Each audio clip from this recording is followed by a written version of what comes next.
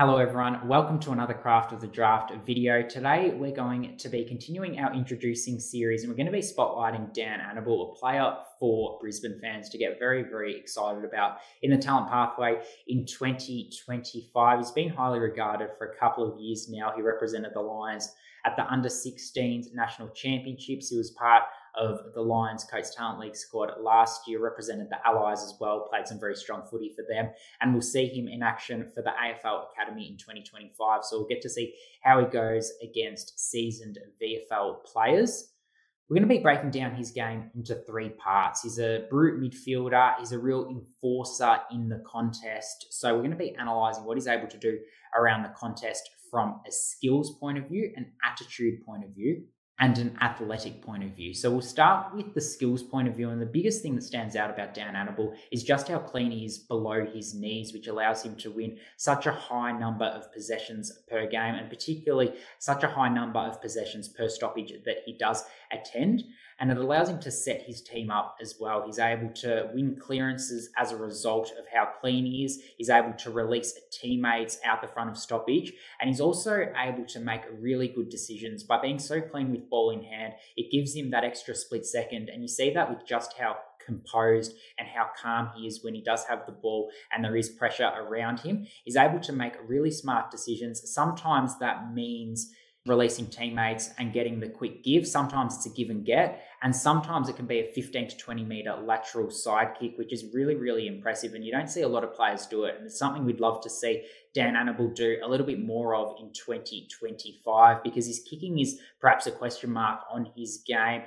As a result, probably mostly of just how much contested footy he does win. We often do see him win the footy and then he's under a lot of pressure, so then he does blaze away and then sort of dump kick it at times. But we know he does have that weapon in his skill set where he can sort of slow the game down amid chaos, and he's able to find a teammate 15 to 20 metres away and does weight his kicks quite well as well. So if he's able to add that element to his game, knowing that he's also got that running power, which we'll talk about in a second, but particularly that cleanliness and that ability to make decisions in close, then I think that'll round his game out quite well. So another aspect of Dan Annable's skill set that I really want to break it down is his tackling, and it sort of ties into his attitude. So he lays a high number of tackles per game, but perhaps more impressively is just how low a number of tackles his opponents are able to get out of, and how low a number of tackles his opponents are able to dispose of the footy when he is the tackler. So he's a very, very good tackler,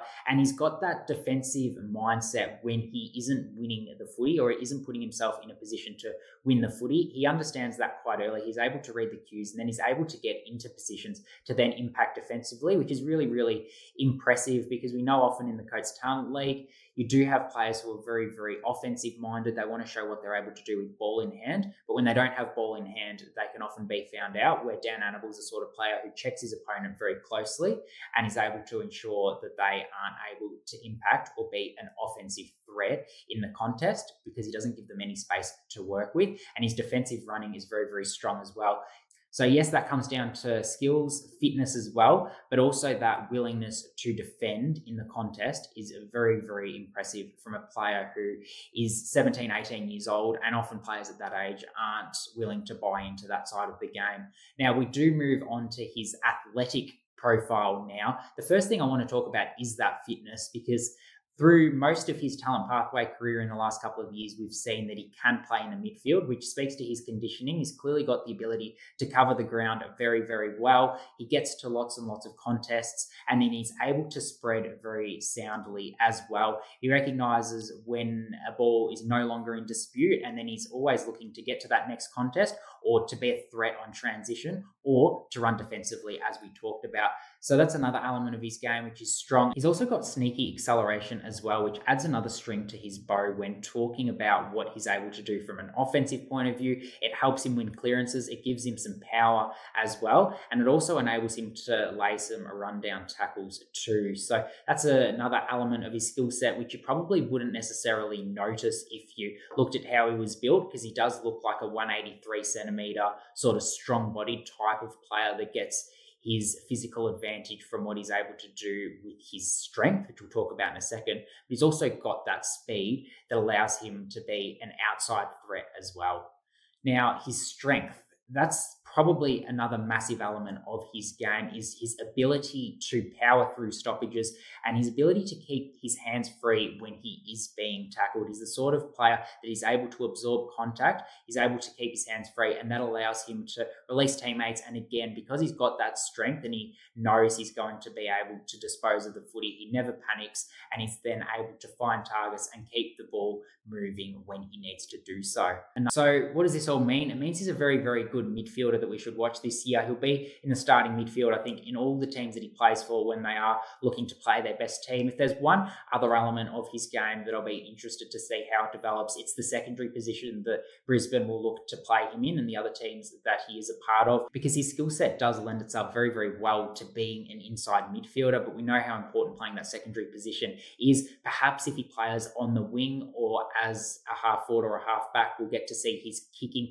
a little bit more when he's not under as much pressure. And then he can show off how he is able to use the ball and execute those kicks, because we know he does make very, very good decisions and he does see the game quite well and see the game early. And he's obviously got the running power to play on the wing as well. So we might see him on the outside so he can showcase that weapon a little bit more, but he probably doesn't have that clear secondary position of some other players. So how that develops will be an interesting watch. But regardless, when he's in the midfield, it will be hard to stop.